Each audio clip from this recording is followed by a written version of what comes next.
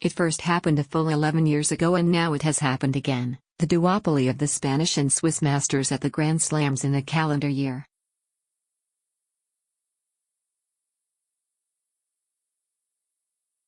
For the fourth time in all, Rafael Nadal and Roger Federer have carved them up between them in one season, with Nadal last night felling giant South African Kevin Anderson like some defenseless tree in the Florida stormNadal, in full beast mode throughout. Took 2 hours and 27 minutes to win 6-3, 6-3, 6-4 and claim his 16th major title with a display as rampant as those we are accustomed to seeing at Roland Garros.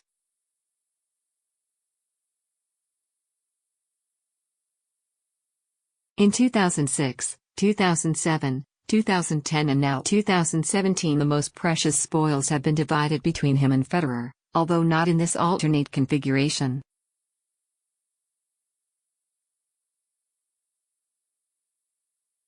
This time they pulled it off with both of them having packed up the previous season amid fears over their long-term sustainability.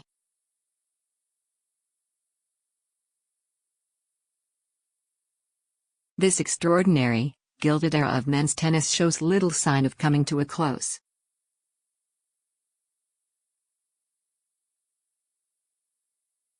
"43 out of the last 51 Grand Slam tournaments have been won by 3 players between them, Novak Djokovic being the other.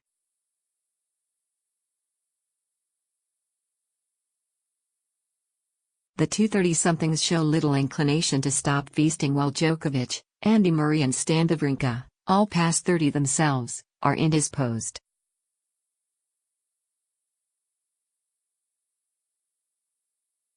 Nadal served brilliantly and was immaculate at the net, swiftly fulfilling fears that the 6'8" South African would be overmatched in the biggest match of his life.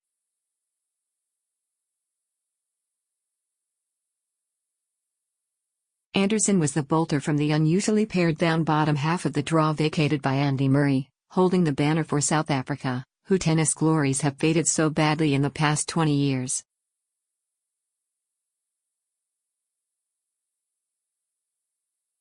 His main hope coming in appeared to be keep his enormous serve running hot, and to hope that Nadal descended into one of the funks that have affected him in the past 2 years at this tournament, where his confidence does not normally run as deep as on clay.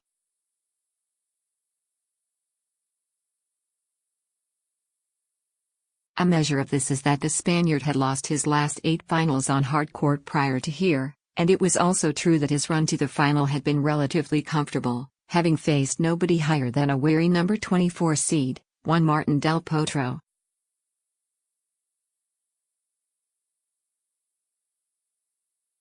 From the start it was clear that Nadal was going to employ a returning serve from way back in the court, almost as if he was standing with one foot in the Hudson River.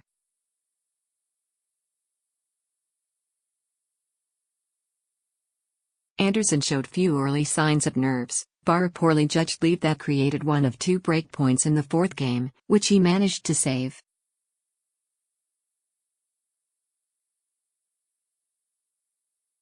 The Anderson serve is his trademark, but he hits the ball off the ground as hard as almost anybody and could stand toe-to-toe with the Spaniard on that score.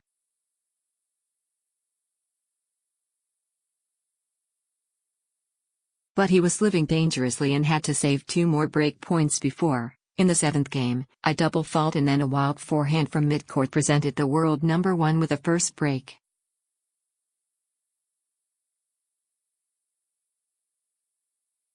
The South African was trying to come to the net when possible, but he volleys with hard hands and an increasingly comfortable Nadal rubbed in his early advantage by clinching a second break to take the set with a foray to the net of his own.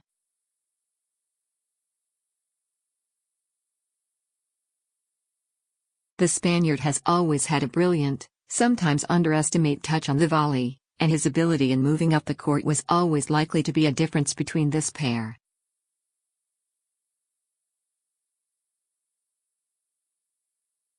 In fact, it is hard to recall Nadal moving better on a hard court than he has here.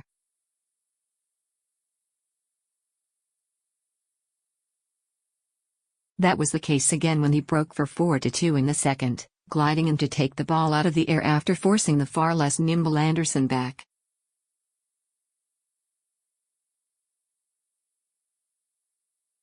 By the end of the second set he was winning every point when advancing to the net, clocking up 12 successful visits out of 12.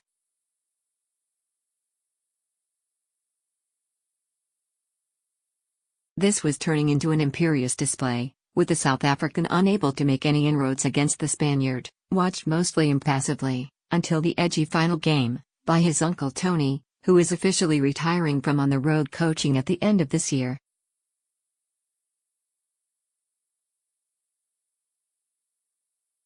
He had lost only 7 points against serve, and Anderson, always forced to play red line tennis and cut his margin for error, looked to have sealed his own fate when a missed forehand put him an early breakdown in the third.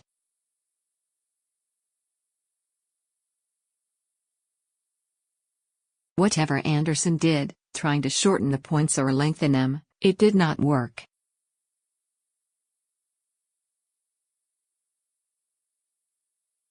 He even picked up a time violation against the great slow coach himself, a sure indicator that it was not going to be his day.